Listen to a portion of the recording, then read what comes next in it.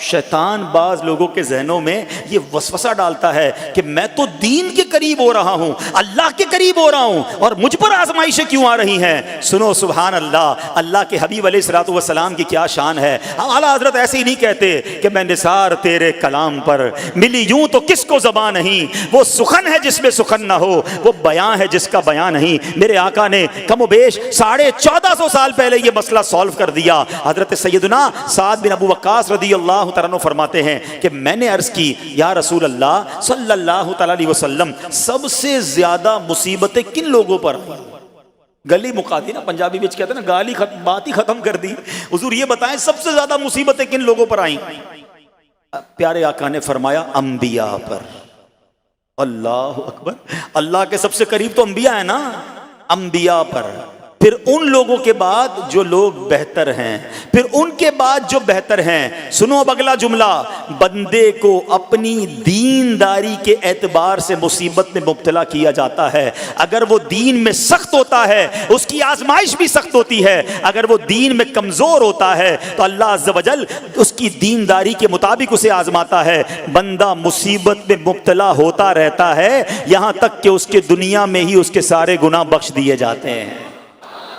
گویا اللہ کی یہ رحمت ہے کہ بندہ بڑا نیک ہو رہا ہے، رب چاہتا ہے کہ اس بندے پر آزمائش بھیجوں، میرا نیک بندہ صبر کرے، اس کے گناہ معاف ہو جائیں اور میرے پاس آئے تو اس کو جنت میں داخل کر دوں۔ اللہ اکبر۔ اے پیارے اسلامی بھائیوں، یاد رکھنا، اب جو میں نے ایک سوال قائم کیا تھا نا کہ یار میں تو دین کے قریب، میں تو اللہ کے قریب ہونے کی کوشش کر رہا ہوں اور ایک کے بعد ایک آزمائش آ رہی ہے، یہ کیا ہے؟ اب ایک اور حدیث سن لو، سبحان اللہ۔ حضرت سیدنا انس رضی اللہ تعالیٰ عنہ سے روایت ہے، سرکار والا تبار، ہم بے کسوں کے مددگار، شفیع روز شمار، دو عالم کے مالک و مختار، صلی اللہ تعالی علیہ وآلہ وسلم نے فرمایا، جب اللہ عز و جل کسی بندے سے محبت فرماتا ہے، سننا ذرا غور سے، اللہ عز و جل جب اپنے کسی بندے سے محبت فرماتا ہے یا اسے اپنا دوست بنانے کا ارادہ فرماتا ہے تو اس پر آزمائشوں کی بارش فرما دیتا ہے۔ اللہ کریم اس پر محبت بھی فرما رہا ہے اور آزمائشیں بھی بھیج رہا ہے۔ دوست پر آزمائشیں کون بھیجتا ہے؟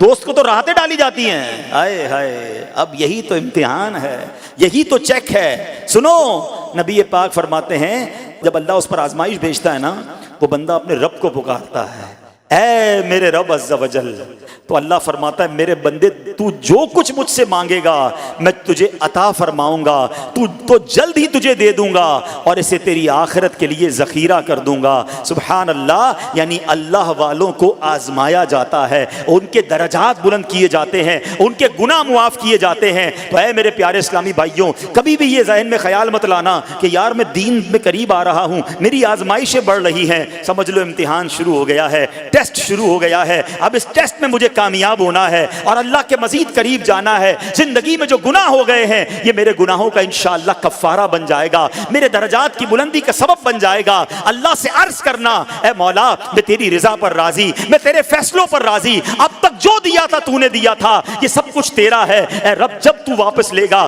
میں اس پر راضی۔ جب یہ ثابت قدمی نصیب ہو گئی پھر دیکھو غیب کے خزانوں سے کیسا آپ کے دل پر سکینہ اترے گا، پھر کیسا آپ پر رحمتوں کا نزول ہوگا۔ تو اے میرے پیارے اسلامی بھائیوں، مصیبتیں آ چکی اور آنے بھی والی ہیں، پہلے ذہنی طور پر تیار رہنا، مگر صبر کرنا۔ یہ چند دنوں کی، چند گھنٹوں کی، چند لمحوں کی مصیبت ہے مگر یہ تمہارے درجات کو بلند کر دے گی۔ رب کریم صبر کرنے والوں کو پسند فرماتا ہے۔